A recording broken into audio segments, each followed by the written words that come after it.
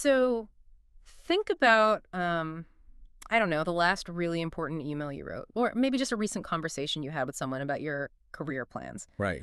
I would bet almost anything that you used words like, potential, eventual, or expected. Oh, absolutely. We use them constantly. Right. Like we say, oh, well, that's a potential outcome, or the eventual goal is to do this, or, that's to be expected. We Yeah. do it literally every single day. And when we use those words, we think we're hedging our bets, Yeah, right? you're giving ourselves an out. Exactly. We're creating this little cushion of uncertainty just in case things do not go according to plan. Mm. But, and this is kind of wild, what if the way you use those words is completely backward? Mm. What if, instead of hedging, you were actually describing absolute certainty? It's such a massive paradigm shift. Because, yeah, we treat these terms as soft, cautious language, Yeah. like it's the language of maybe. But today, we are synthesizing a really fascinating stack of your sources. So we've got recent linguistic research, some psychological notes, Yeah. and this one central essay titled The Grammar of Becoming. Which is just a great title, by the way. It really is. And the goal of this deep dive is to explore this profound philosophical shift that's, well, it's basically hidden right there in our everyday It's vocabulary. just sitting in plain sight. Exactly. It is a shift away from the anxiety of this uncertain, wide-open future and moving toward a deep sense of structural necessity and completion. Yeah, so our mission today is basically to decode how possibility doesn't just suggest like a random chance of something happening. It actually encodes destiny. Right. And the essay in our stack, it starts by looking at grammar almost like physics, which I found so fascinating because it immediately shatters that illusion of soft language. Oh, totally. The physics metaphor is perfect. Yeah. So let's look at the word potential. We all know that in physics, kinetic potential is not a maybe. It's not a guess. No, it's a measurable certainty. Exactly. It is real energy held in suspension. It's simply waiting for the exact right conditions to express itself. I mean, it carries the full weight of the force it describes, even if it hasn't, moved yet. And that physical reality, that suspended energy, it entirely lost when we borrow the word for just everyday conversation. We totally dilute it. We really do. We say, oh, this project has potential, meaning, maybe it'll work out or maybe it'll be a total disaster. Right. But the author of the essay argues that if we use the word with grammatical precision, potential never means maybe. Yeah, Never. Never. It means a destiny that is latent. It's already there. That's so powerful. And I see that exact same dilution with the word eventual. We use it to mean like someday if we're super lucky. Yeah, like a vague hope. Right. But if you look at the actual root of the word, it implies a sequence of events. So to say something is eventual is to say it is arriving through a very specific sequence. The destination is already implied by the direction. Exactly. It is the description of a trajectory.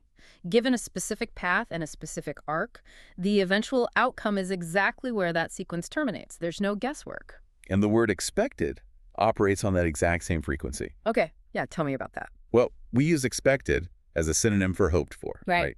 You might say, I expected a promotion this year, which really just means you really wanted one. Right.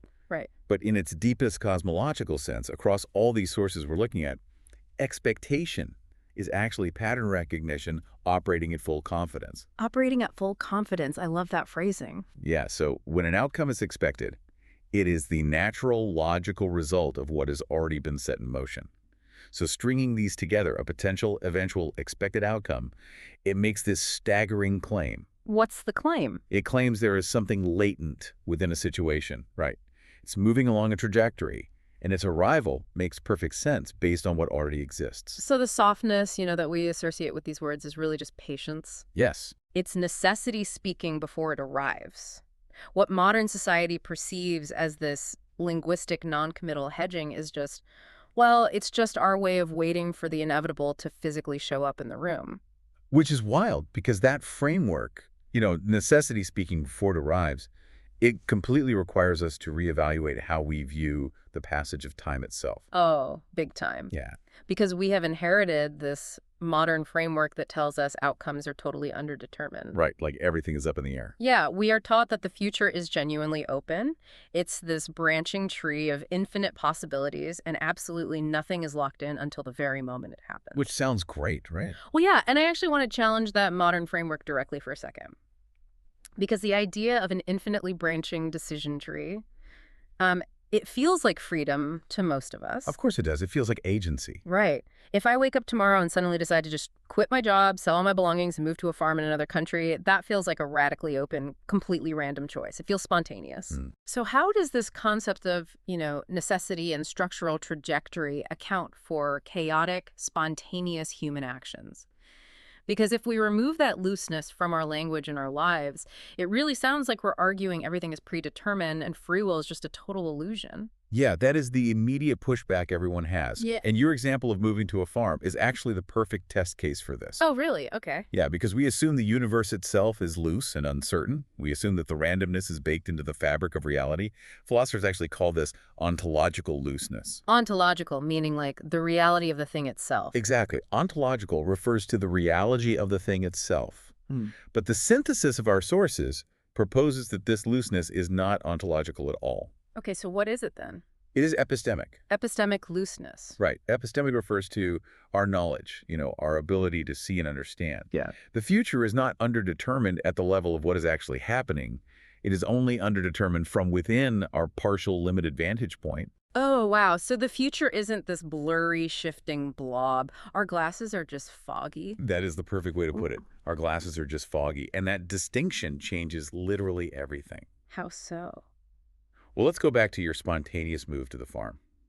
To an outside observer, or even to your own conscious mind, in that exact moment, it looks like a chaotic, random branch on the decision tree. Right. Just completely out of nowhere. Exactly. But if we had perfect epistemic vision, like if we could see the years of subtle burnout, the latent desire for open space, the articles you lingered on about agriculture online. Oh, man, yeah. The algorithms know. They really do. Yeah. If we could see the growing friction between your internal nature and your corporate environment, that decision ceases to look random at all. It looks eventual. It looks eventual. It looks expected. The structural buildup was happening the entire time. The uncertainty wasn't in the outcome itself. The uncertainty was just a limit of your current view. So when we use hedging language, we are not reporting on the reality of the outcome. We are literally just reporting on our own blindness to the trajectory, which means potential doesn't mean the destiny is uncertain. It means it is a destiny we just cannot fully see yet. And recognizing our own blindness is what finally allows us to reframe the whole concept of destiny. Yeah. Because, the word destiny carries immense cultural baggage. Oh, absolutely. It's so loaded. We tend to frame it as an external imposition. We treat it like the weather. Like it just happens to you. Right. Something that happens to you regardless of what you do, which effectively removes all your agency and flattens you into a script written by some cosmic author. But the sources introduce a much more grounded grammar for this, which I loved. Destiny is not an imposition, it is an internal nature. Yes. The central essay uses this super elegant analogy of a seed and a flower.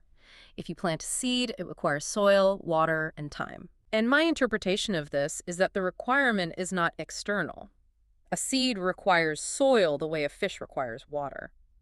It's not because it's a rule mandated by some boss, but because of its biological mechanics. The requirement is built right into it. Exactly. The flower is not imposed upon the seed.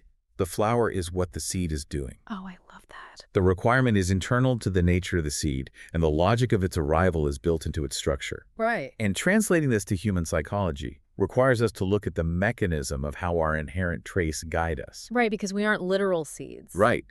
But think about a person with an intensely analytical, curious mind. They don't choose to want to solve complex problems. Yeah. They just do. Their internal structure requires it.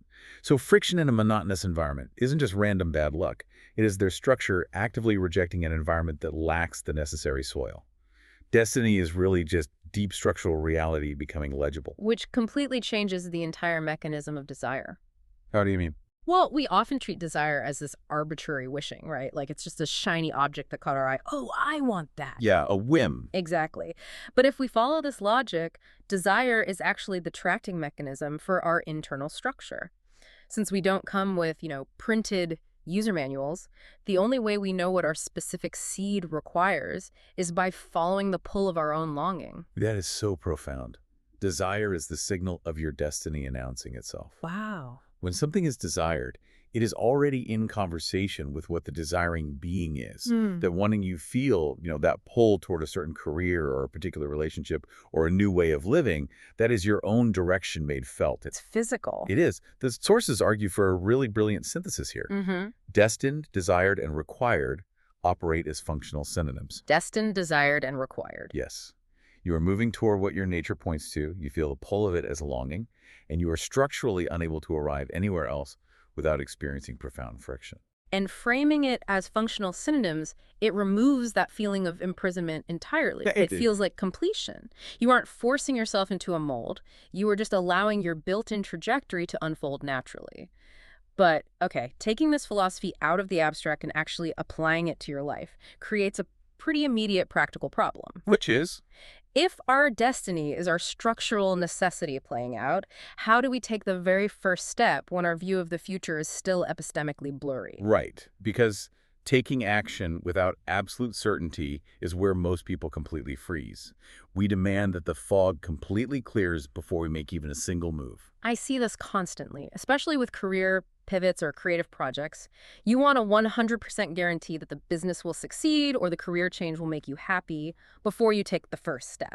You just stall because you demand perfect certainty. And to combat this paralysis, the essay introduces the concept of the comfortable enough premise. I love this concept. Me too.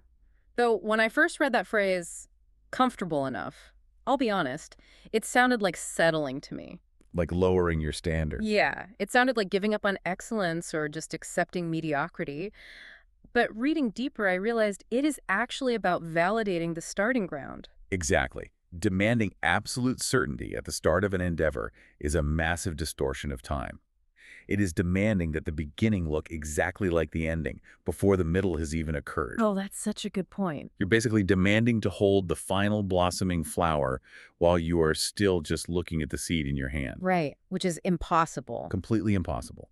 So discerning what is comfortable enough preserves the natural structure of becoming. It means acknowledging that your starting conditions don't need to be confirmed beyond all reasonable doubt. They just need to be sufficient ground for the process to get underway. So to make this really concrete for the listener, let's invent a simple framework based on this concept. Let's call it the 10% visibility rule. Okay, I like it. If you are standing in the fog, contemplating a major life change, you do not need to see the entire path to the destination. If you can see just 10% of the path if you have a comfortable enough premise that the immediate next step aligns with your internal structure and desire, you actually have 100% of the required ground to let structural necessity take over. That's right. You step into the 10% visibility, and the very act of standing there means the arrival is already in motion. Because the seed doesn't need a legally binding guarantee of spring. Right. And it doesn't need a weather report. No, it doesn't. It just needs to be in the soil when spring arrives. Comfortable enough means putting yourself in the soil. It means having the integrity to trust your trajectory, even if you cannot see the finish line at all. That comfortable premise is the first piece of evidence of your inevitable outcome. Sufficient ground is all destiny ever requires to begin its work. You put yourself in the soil, you accept your 10% visibility, your comfortable enough premise, and you start moving based on that structural pull. But as you grow and move along that path, the psychological shift that occurs is really fascinating. The text describes a tipping point where potential actually crosses over into inevitability. And what's interesting is the ticking point is rarely this dramatic, cinematic moment. It's not fireworks. No, not at all. It is just the point where the trajectory simply becomes undeniable. What you previously felt as a vague direction suddenly becomes recognizable as a distinct destination. And the crucial mechanism here is that nothing new enters the picture. Nothing new. The inevitability was always there from day one. Exactly. The structure of the seed, the soil, the water, the requirements were operating the entire time. The only thing that changes is the resolution of our epistemic lens. It's like a photograph coming into focus. The subject of the photo didn't change at all. The lens just sharpened. The recognition catches up to the reality. You do not transform into something else. You are simply recognized as what you always were. Yeah. And as the resolution sharpens, the language we use sharpens right along with it. The softness finally resolves. The eventual arrives exactly where it was always going. The expected becomes the recognized. And the essay calls this living from the second grammar. Right. To speak of what you are moving toward as inevitable or destined or required is not delusional arrogance. It's simply taking a different epistemic position relative to the exact same reality. It is what becomes available to you when you hold that comfortable enough premise long enough and clearly enough for your full nature to become legible. Yeah. What was once described in this cautious hedging language like, oh, maybe this will work out, or potentially this is my path, it becomes simply what is. And moving from the first grammar to the second grammar is really the journey from the anxiety of the open future to the grounded peace of structural necessity. It just fundamentally changes how you interact with your own ambitions and desires. We have covered a massive amount of ground today, synthesizing a really complex stack of sources. We started by looking at our daily vocabulary, the way we hedge our bets with words like potential and expected. Mm-hmm.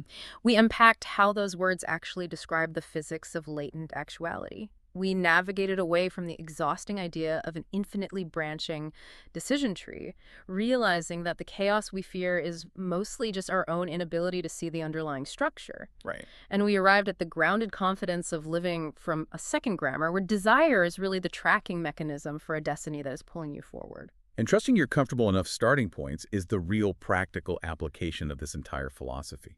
Stop demanding that the beginning look like the end.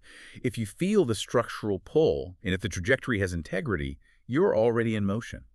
You just have to allow the sequence of events to arrive at its eventual conclusion. Which leaves you with a final, lingering thought to mull over today.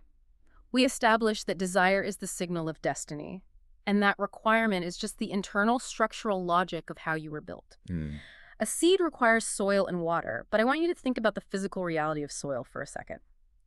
Soil is heavy. Very heavy. It is dark. It presses down from all sides. It actually creates immense resistance against the seed. So consider the friction or the obstacles you are facing in your life right now, the delays, the really hard work, the things that feel like they are just weighing you down. What if that friction is not a sign that you are on the wrong path? What if it is not a random obstacle on some chaotic decision tree? What if that exact friction is the soil and water structurally required by your specific nature to force your eventual expected, inevitable arrival? So the next time you type the words expected outcome, remember, you weren't guessing, you were just waiting for the lens to focus.